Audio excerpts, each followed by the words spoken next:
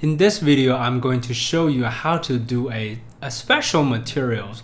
It's kind of like a cloud and a cotton candy type of kind of volumetric material.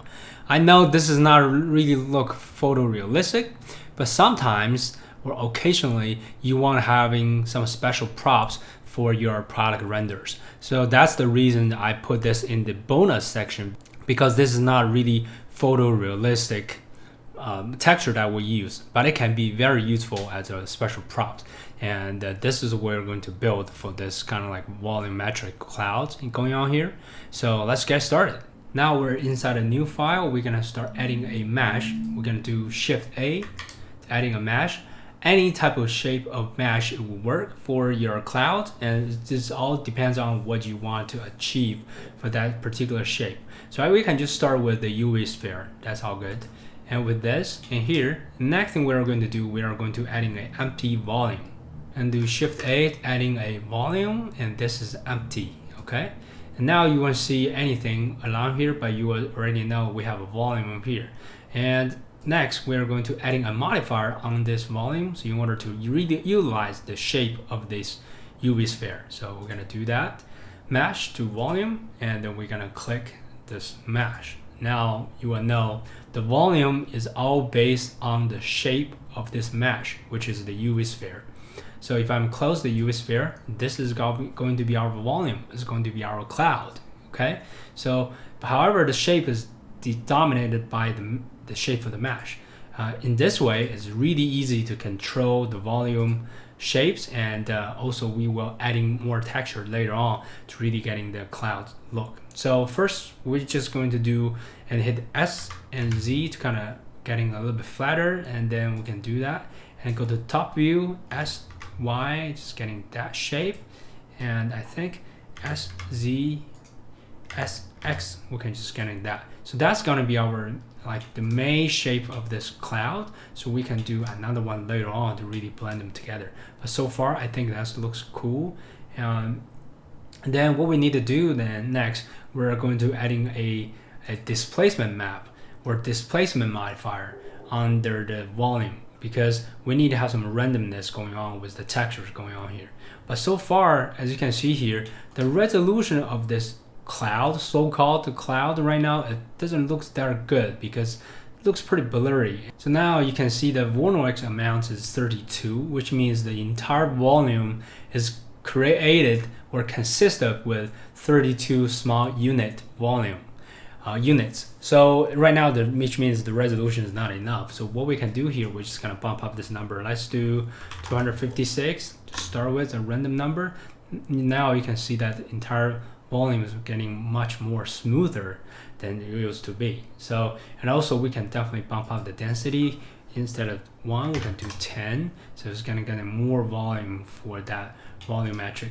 However, if I'm actually hide the UV sphere, the mesh, the volume still looks pretty generic, right? It doesn't have kind of unique shape of that randomness.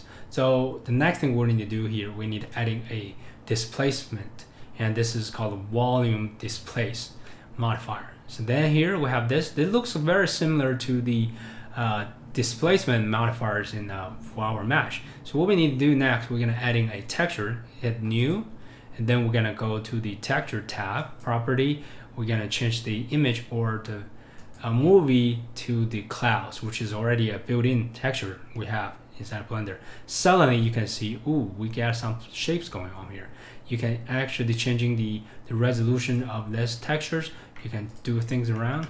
But earlier, I think the 0.25 or 0.3 works pretty good. So I just gonna go with that.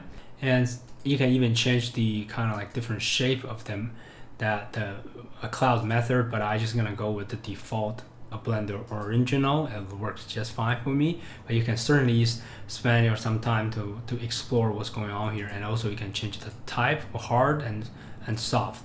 There are tons of possibility to do this type of thing, but I just want to let you know these are available. So the next thing we're going to do here, we're going to adding a textures of this cloud. Okay, so we can go to the shading tab, and under the shading tab, usually we need to have a environment lighting quickly to build in when we're creating the texture. So what we need to do here, we're gonna load a HDRI image, and you already know how to do this.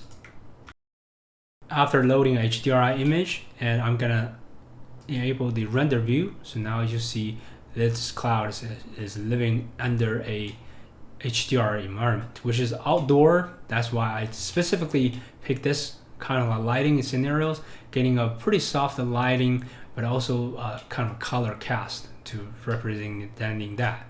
So what we need to do next, we're gonna to hide the background. So we're gonna make it transparent. So we'll see this is our cloud. And next thing we're gonna do, we're going to join these two to really see more about this cloud. As you can see here, we have pretty good textures going on here. So next thing we're gonna do here, we're gonna select this volume, and then we are going to adding a texture for the volume. So we're gonna, when I hit the new, and is actually going to quickly creating a principled volume shaders, not a principled BSDF, because this is a volumetric item. So next thing we need to do, we can change the color. We can do I'll go all the way up to a little bit brighter. You can sometimes for a certain concept, you can make it look nice and pink, whatever, you know, or a general color to do this. So this is everything I touch for this. You can bump up the intensity if you like saying 5, you make it a little bit denser, but kind of lost that kind of lighter feeling. So sometimes I can just leave it as 1. And also if I'm pushing all the way up, and this one to go to the it's supposed to be pure white, but it's not. I don't know why the thing happening, and even the Blender texture shaders that also have this type of issue. So my solutions or my improvement for this kind of issue is actually duplicated the entire volume shader and having a add shader, Shift A to have add shader. Nothing fancy, just adding these two together. So if I'm clicking these two, plug them all in and plug them back to the volume, it's getting a little bit wider. That's my solution for that. And of course, you'll be able to really change the world lighting accordingly. You can make it look a little bit less contrasty, but this is my solution for a white color of cloud. Of course, again, when you're doing product rendering, people know this is not a real cloud.